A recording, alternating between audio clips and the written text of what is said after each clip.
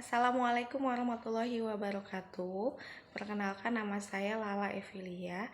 Saya mahasiswa Universitas Setiabudi Rangkas Bitung.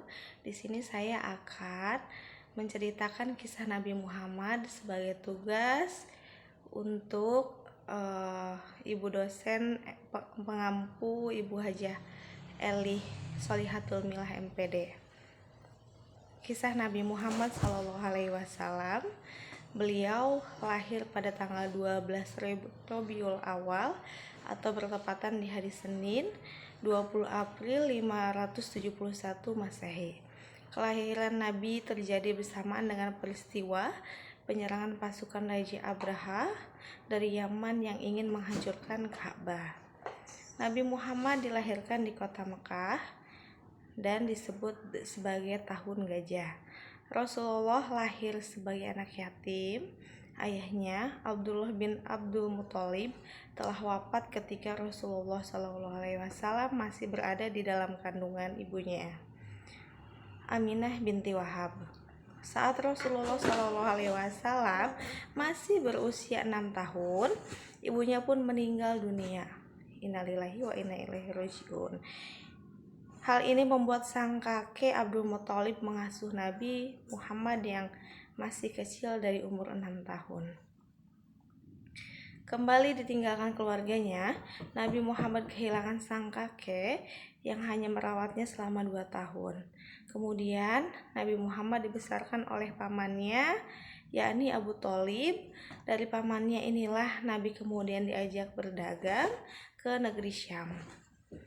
Nabi pun tumbuh menjadi seorang pedagang yang jujur sehingga disenangi oleh banyak para pembeli. Selanjutnya, cerita turunnya wahyu pertama kepada Nabi Muhammad SAW. Ketika Nabi Muhammad SAW berusia 25 tahun, dia melakukan perjalanan dagang dengan berdagang barang yang diambil dari seorang janda kaya raya, yaitu Siti Khadijah binti Khuwailid. Keduanya menikah dan pernikahannya menjadi yang berbahagia.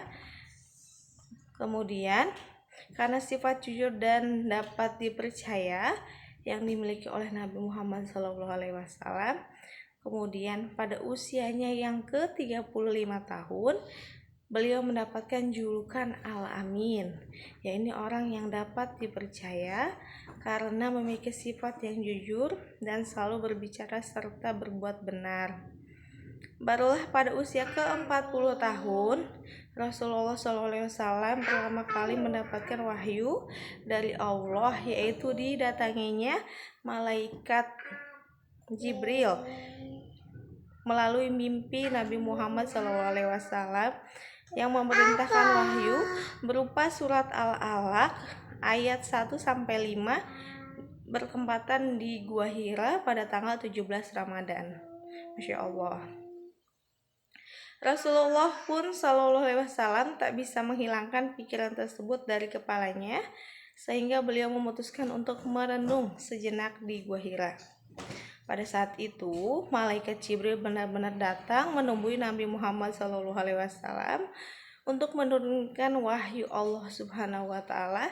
Yang pertama berupa ayat Quran surat Al-Alaq ayat 1-5. Sejak kejadian itu, Nabi Muhammad mulai melakukan dakwah tersembunyinya.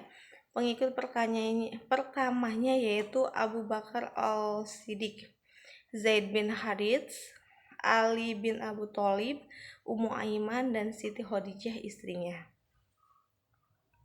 Nah, sekian tahun berdakwah secara rahasia, Allah Subhanahu wa Ta'ala memerintahkan Rasulullah agar kegiatan dakwahnya dilakukan secara terang-menerang. Perintah ini pun disampaikan melalui salah satu surat dalam Al-Quran, yaitu surat Al-Hijr ayat 94. Pada tahun ke-11 kenabian, Nabi Muhammad ditinggalkan selamanya oleh istri tercintanya, yaitu Siti Khadijah, dan juga paman kesayangannya. Rasulullah begitu terpuruk kala itu, Allah mengirimkan malaikat Jibril untuk menemani Muhammad melanjutkan perjalanannya dari Masjidil Haram menuju Masjidil Aqsa. Nah, perjalanan berikut dikenal dengan istilah Isra Mi'raj. Di sini juga terjadi peristiwa penting di mana Nabi Muhammad mendapat perintah bahwa sholat 5 waktu adalah hal yang wajib bagi umat muslim. Nabi Muhammad SAW pun termasuk Rasul yang mendapat gelar Ulul Azmi, yakni seseorang yang memiliki keteguhan serta kesabaran besar saat mendapatkan cobaan dari Allah Subhanahu wa Ta'ala. Selain itu, sifat yang dimiliki Nabi Muhammad tersebut diantaranya ialah sidik, jujur, amanah, tabligh yang dapat dipercaya, tabligh menyampaikan patona dan artinya cerdas. Cukup sekian dari saya. Kurang lebihnya mohon maaf. Billahi taufiq wal hidayah. Wassalamualaikum warahmatullahi wabarakatuh.